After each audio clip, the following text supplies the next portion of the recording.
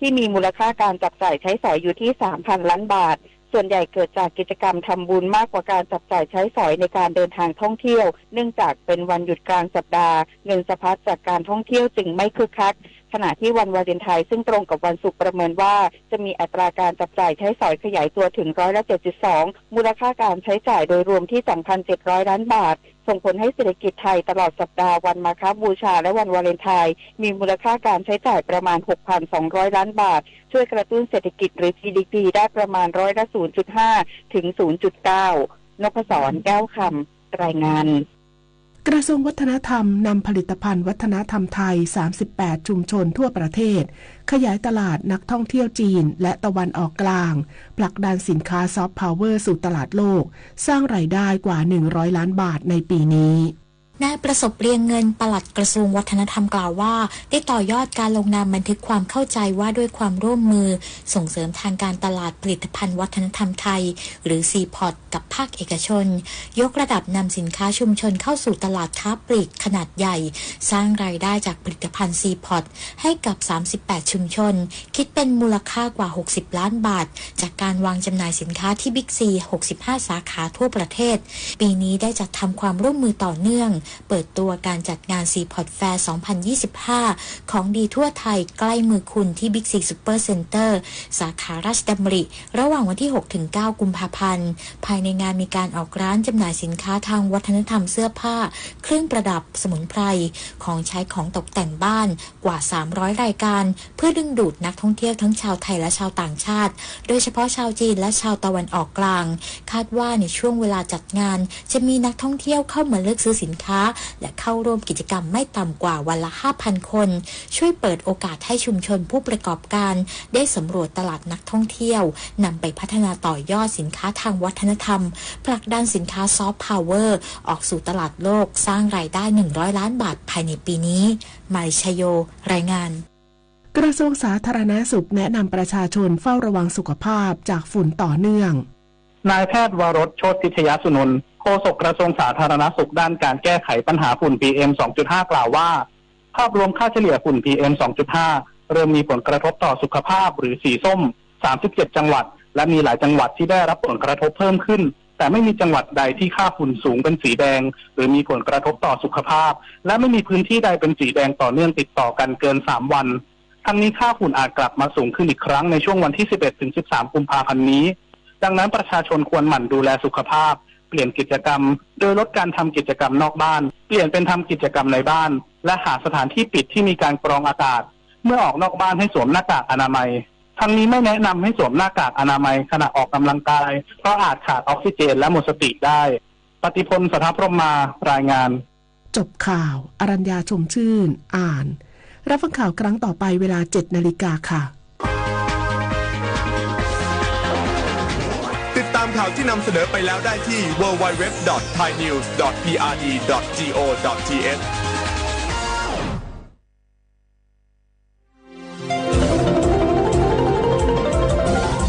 วิทยุแห่งประเทศไทยให้ความรู้กู้ความสุข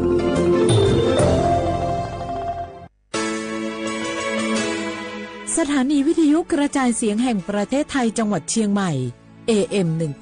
1476 กิโลเฮิรตซ์สถานีวิทยุภาคภาษาชาติพันธุ์แห่งเดียวในประเทศไทยที่มีความทันสมัยเชื่อถือได้สร้างอัตลักษณ์กลุ่มชาติพันธุ์สู่สากล30 บาทรักษาทุกที่เจ็บป่วยเล็กน้อยอาทิมีไข้ไอเจ็บคอปวดข้อเจ็บกล้ามเนื้อใช้สิทธิ์บัตรทอง30 บาทปรึกษาเภสัชกรและรับยาตามอาการ32รายการไม่เสียค่าใช้จ่ายเพียงยื่นบัตรประจำตัวประชาชนที่ร้านยาที่มีสติกเกอร์30 บาทรักษาทุกที่หรือร้านยาคุณภาพของฉันให้บริการดูแลอาการเจ็บป่วยเล็กน้อยสอบถามเพิ่มเติมโทรสายด่วนสปสช1330 24ชั่วโมงนกกระดาษจากทั่วภูมิภาคที่คนไทยทุกคนช่วยกันพับขึ้นมาส่งไปแจกจ่ายให้กับพี่น้องชาวไทยใน3จังหวัดภาคใต้ ย้อนกลับไปเมื่อปี 2547 รัฐบาลในสมัยนั้นมีแนวทางยุติความรุนแรงด้วยการเชิญชวนคนไทยทั่วประเทศพับนกกระดาษกว่า 62 ล้านตัวนำไปโปรยจากเครื่องบินสู่พื้นที่ 3 จังหวัดชายแดนใต้เพื่อเป็นสัญลักษณ์ถึงการรวมพลังของคนทั้งประเทศที่ได้ส่งแรงใจให้กับคนในพื้นที่จังหวัดชายแดนภาคใต้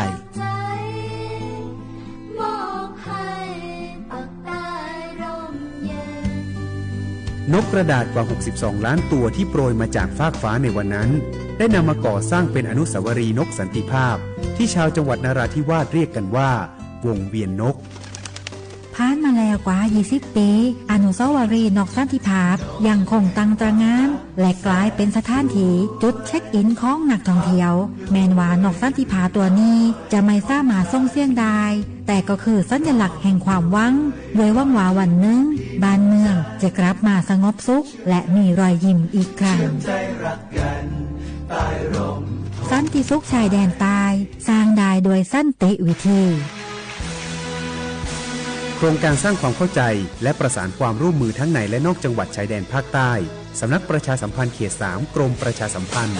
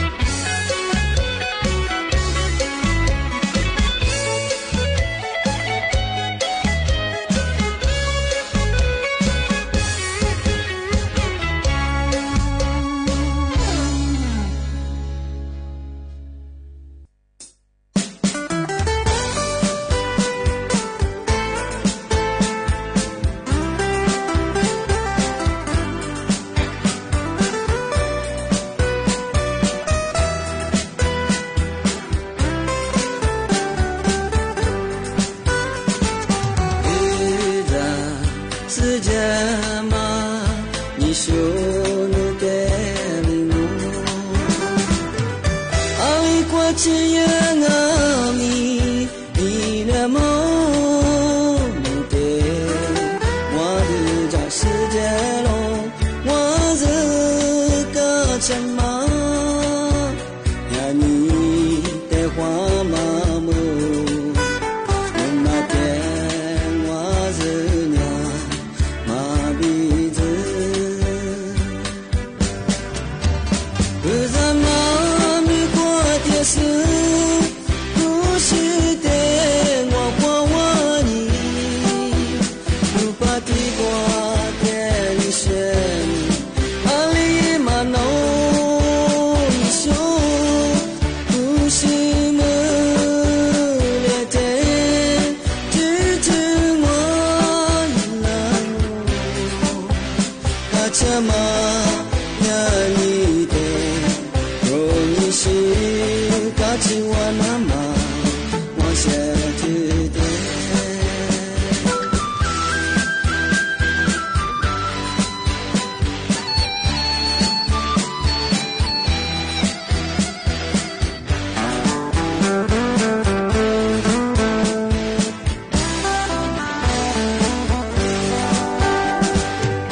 我不愿我苦着你，我不愿给阿姐你，我苦着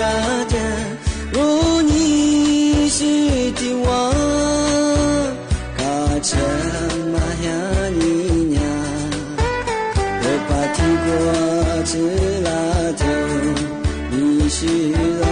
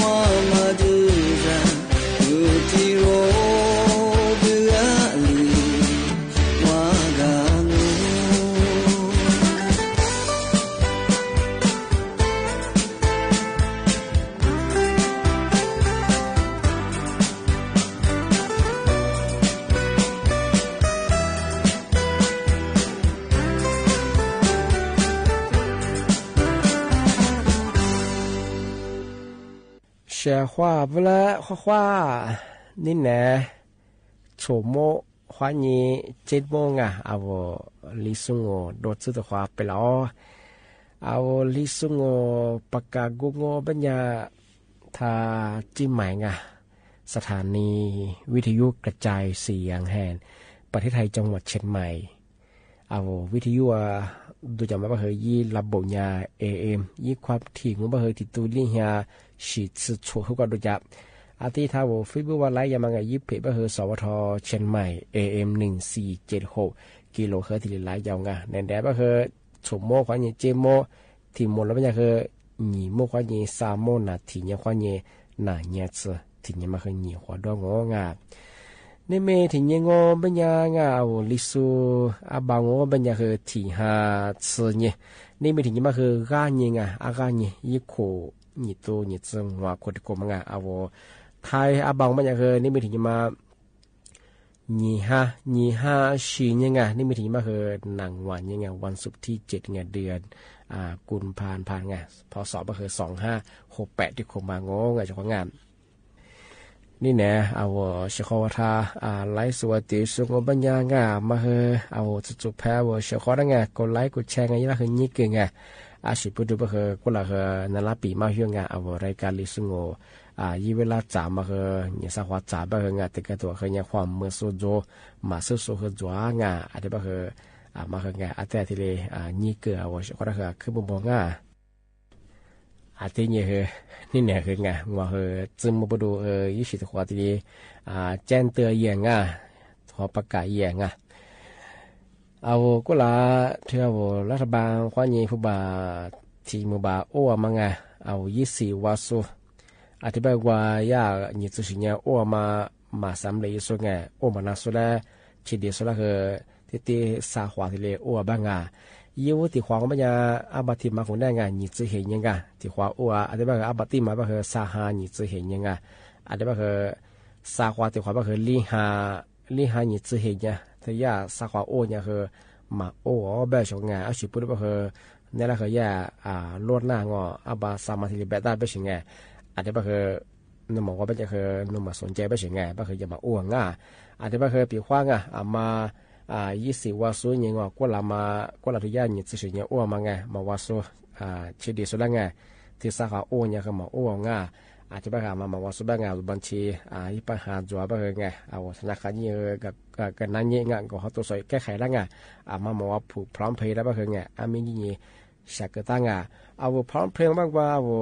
เอาเล่บางไงเอาอีบ่าวว่ายี่ตัวเล่สามารถว่าไง13ล้านมาคือยี่นี่พร้อมเพลงสักตั้งอาจจะคือเอารัฐบาลคนนี้กระทรวงการคลังคนนี้ว่าพร้อมปกครองที่เลยเพราะว่าอ้วนใช่ไงที่ก็ตัวนั้นยังฝรั่งว่าไงอายากว่าบัญชีความอ้วนลงหัวอายากว่าให้บุตรพร้อมเพลงคือว่าย่ามันอ้วนละไม่รู้ใช่ไงเอาว่าช่วงนั้นแบบไม่ยุ่งเอารัฐบาลมันเนี่ยคือเอาบัญชีเอายุบโทรส่งมาเสื่อว่าเอายุบบ่าวมันคือส่วนรัฐบาลมันคือเอายุข้อมูลส่วนตัวคือพิจารณาสื่อใช่ไงที่เป็นคือยาเอายุบบ่าวคนยังไงว่าสื่อสารไงว่า13หลักคนยังไงที่เรียพร้อมเพย์คนยังที่เรียอู้ฟูลาใช่ไงที่เป็นคือนูข้อมูลส่วนตัวยุบบ่าวคือเอารัฐบาลยาพิจารณาสื่อใช่ไงที่บอกว่าบัญชีคนยังอู้มันยังคือยืมมันนั่งอ่ะพยาบาลคือนวลีคือเนี่ยยาละคือสูงกว่าใช่ไงบางคือสูงกว่ามันดังอ่ะเราชมยาใช่ไงอันนี้บางคือเอายิบบะบางคือรัฐบาลโซยุคอมพิวเตอร์ใช่บางคือยาโอน่าใช่ไงมันคือยีสางแต่ว่านี่ยาเวลาว่าเอายิบบะคนยังว่าพร้อมพิจารณาอย่างนี้คือที่เรียกอ้วนเป็นไงมันคือที่เรียกแบบฝรั่งที่นี่ที่มาเทเชื่อที่มาสุจิชัดเจ้าหน้าที่ไงดีเป็นไงยาแบบมันก็คือว่าลังงะบัญชีมายีมันยังคือไงลายา 1.6 ล้านบัญชีไงลาทีล้าน600,000บัญชีมันสุดที่เลยถูกลังงะที่เลยยูโรบ้างที่ยังว่าเจ้าของบัญชีมาแล้วไงซูมาไงซูเมื่อมันยังคือนิตุลิฮยากุดสงว่าที่เลยซูมุเลโอบรไงบัญชีมาเปิดสุดละไงที่มาคือบัญชีมาตั้งปุ๊บมาคือคนละคือว่าคือมีความที่เลยปีมากที่เลยประกาศยังก็คือ20คนที่ประกาศเยอะงอที่ก็ถือว่าคือเนี่ยอะไรมาเสื้อสูอะไรมาตัวสูจวงมาเสื้อแล้วแบบว่าช่วงคือยาละคือนี่คือกดไลค์กดแชร์เยอะเอาบัญชีมาบางคนไม่คือว่าเอามีความยิ่งบัญชีเปิดยิ่งกว่าสุดละ複雜มั้งมันก็คือแต่ก็ถือว่าเขาเวลาเนี่ยเวลาบัญชีธนาคารแต่เปิดที่บัญชีมาผู้บานี่ตัวบ้าว่าเฮียบ้าที่ตัวว่าเฮียบ้าเกือบเป็นยังไงที่บ้าเขาคือทำมากฎหมายหมดชัวเป็นยังไงเขายาลาบัญชีเอามีความยังไงบัญชีเปิดยังยาลาสามารถเกือบใช่ไงที่บ้าคือว่ายี่แต่สุดคือเอาบัญชีมีความเปิดรับยังไงยาแต่ยังกว่าสุแก๊งคอลเซ็นเตอร์แกไม่ใช่เชื่อยิ่ง複雜ใช่ไงมันก็เชื่อว่าสู้ก็เลยยิ่งสู้ผิดกฎหมายสู้ยิ่ง複雜ไม่เคยยากตัวความบัญชีความนี้ว่าผู้บ่าวอุดรมาง้อที่มันเยอะใช่ไงที่บ้างไม่เคยปีขวาถึงยังไงถึงยี่ยาตันโนเจ้าหน้าที่ไงสุพรรณยามือแล้วไม่เคยสุเพียกับกูเนี่ยใช่ไงเรื่องการเงินไงผู้บ่าวบัญชีว่าจะมายี่บัญชีมาเคยยี่สิบผ่ายี่เจ้าของมางานเป็นยังไงสุดท้ายเปลงกันเนี่ยแบบคือสุดตัวสอยแบบบัญชีมากูมาที่ยากูบี้แหละกูยากูสั่งแล้วเป็นไง บ้านนั่นหยาเราเสียงไงบ้านคือนูสักขู่เบี้ยเสียขู่เป็นนั่งงอนั่นคือฟุตบอลคือสาใส่คนสังไงที่ความยินที่ว่าวุ้ยมีความยินสุดบัญชีเปิดมาถ่ายเย่งส่วนในได้ฟุตบอลอันนี้บักเกอร์ถ่ายเย่เสียของไงพันยาเมื่อเลยพันซูเมื่อเลยมันยังมาจุลังสักขู่เบี้ยเสียงไงที่นี่คือฟุตบอลโคจามาคือสาเสียโคจาไงที่บักเกอร์ที่ว่าทำไมอยากสู้บัญชีม้าไงรับจ้างบัญชีม้าเนี่ยคือผิดกฎหมายยังไงมาคือถ่ายเย่งว่าสุดแพ้ว่าเชื่อเขาก็คือที่เรียกปีมากไงเนี่ยก็ละคือว่าคือดูเขาเป็นจ่าเสียงไงถ้าว่าลิซูว่าจะบ้าเขายังไงถ้าปัจจัยแล้วยังคือก่อสร้างมีหลายแบบคือการแยกแบบคือว่ายากกัดสักมีกับเบียแบบคืองอหลักสุดๆมาคือยะล่ะบุคคลตาจุฬาลงน่าสนใจยังไงเป็นยังไงบัญชีธนาคารที่เปิดเป็นยังไงบัญชีธนาคารก็คืออันนั้นมาคือดาวไงที่เปิดพาเปิดไปยี่ปุ๊บคือที่บัญชีมาที่ตรงหัวเงี้ยเกิดเป็นยังไงที่เดวัวลงไงกันยังคือมาซื้อก็คือเปิดสู้เปิดไงมาเปิดสู้ไงมาวันที่ไปยี่สิบก็คือไงถ่ายยี่ช่องมาคือเนี่ยผิดกฎหมายยังไงที่มาคือมาสู้ที่เดปีมาสุดจีช่องไงที่เป็นยังไงมาซามากว่าที่ขวานนั่นช่องไงทำมากว่านักกันยาสุภาพที่ขวาจุดขวางไง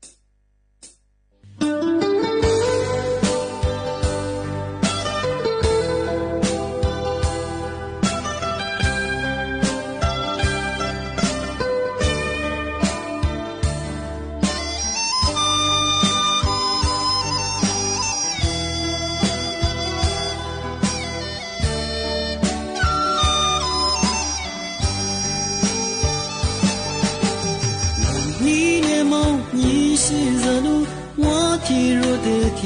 可家了。路路撒花，你们马到，你马过花的在沙罗流。阿姆特我是那里，阿里贝斯塞德巴拉拉。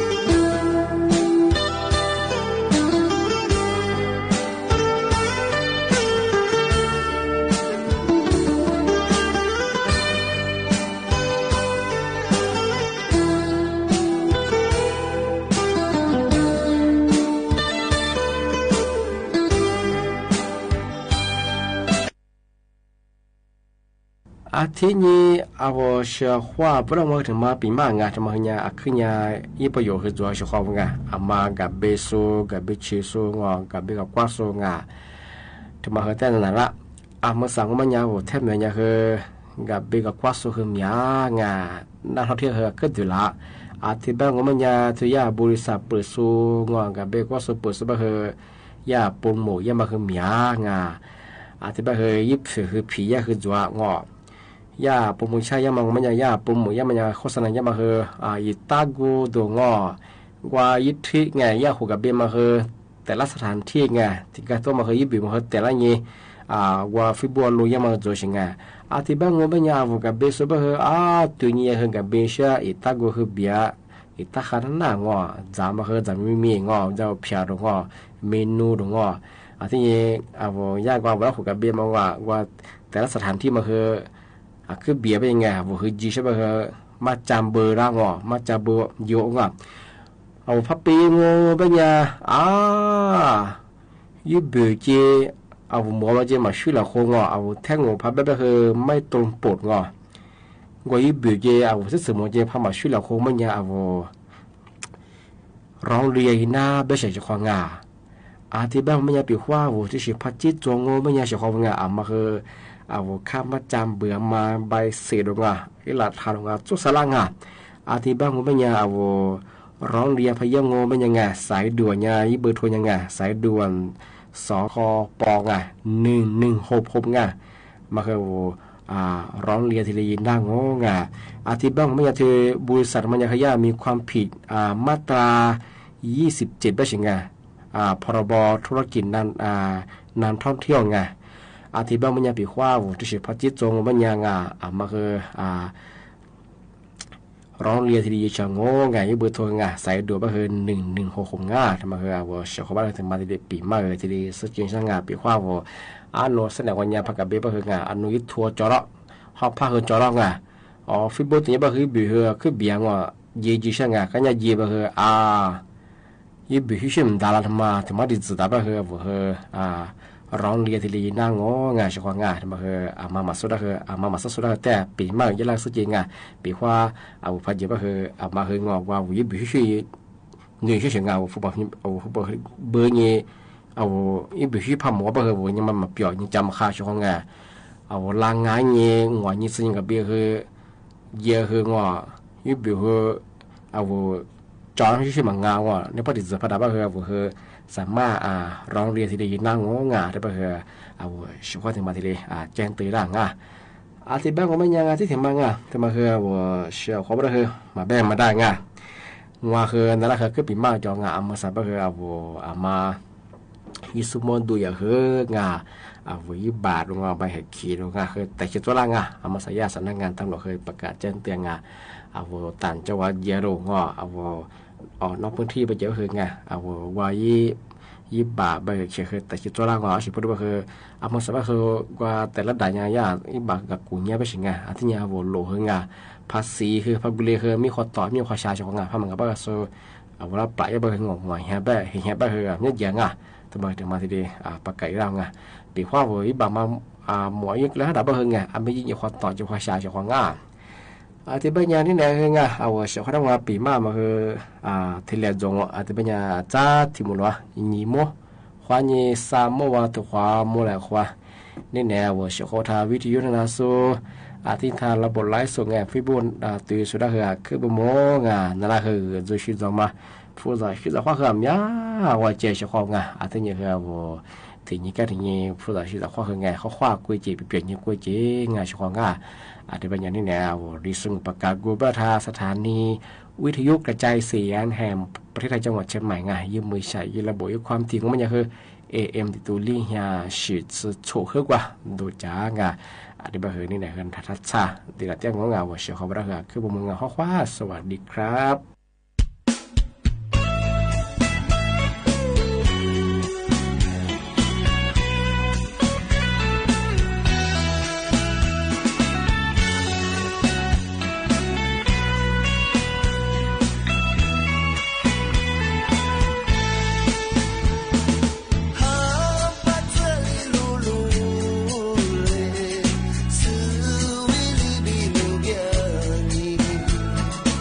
我的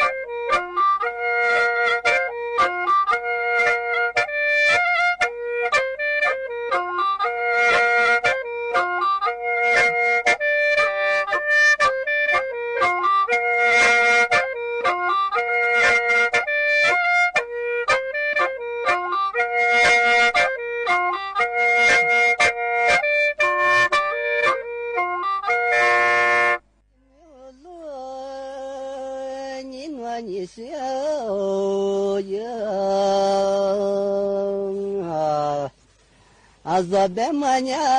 tete shajau itimya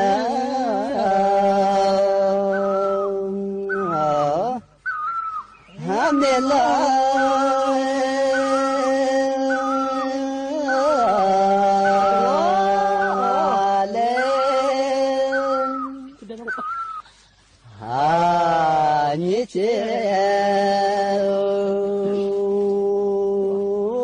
Temi awala ya shi tsuni sha atimana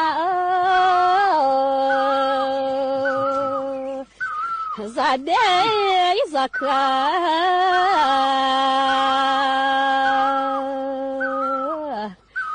atoba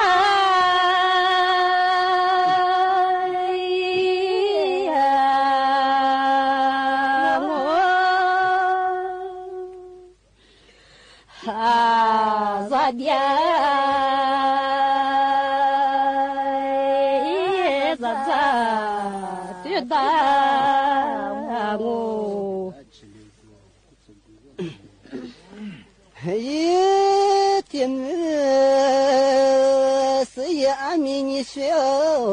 子啊，就这个天天写字，一直在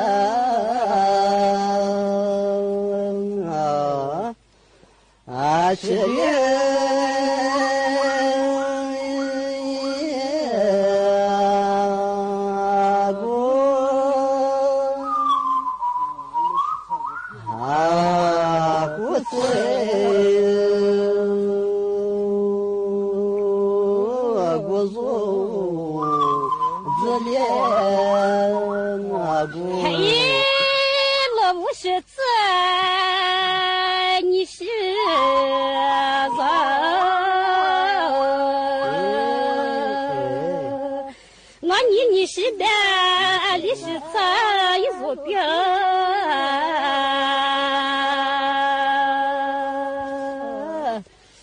马错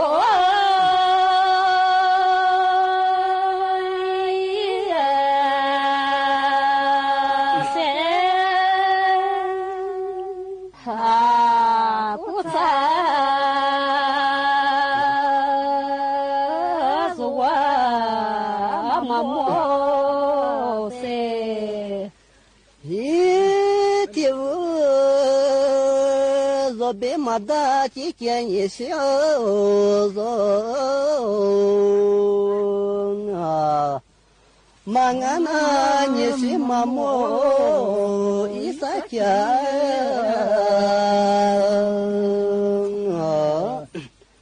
啊，他莫。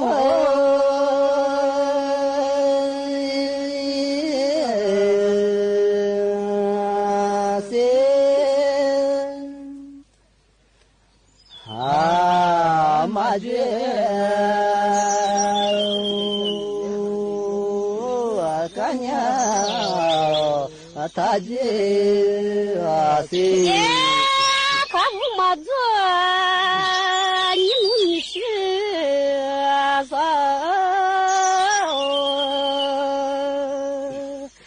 俺你的学业也没面，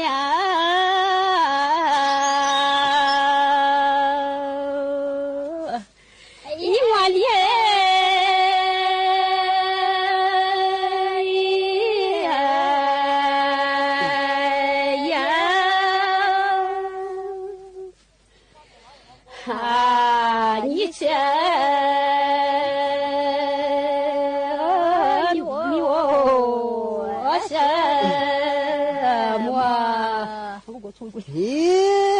这个若别马达几件一些子啊，这次我提的一提子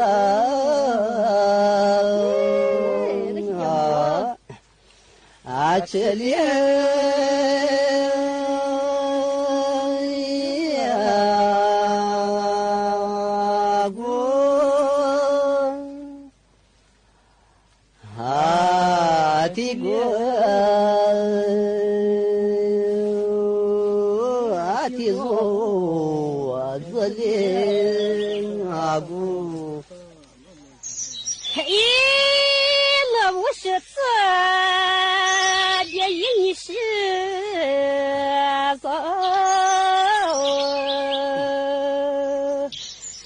爸爸，一个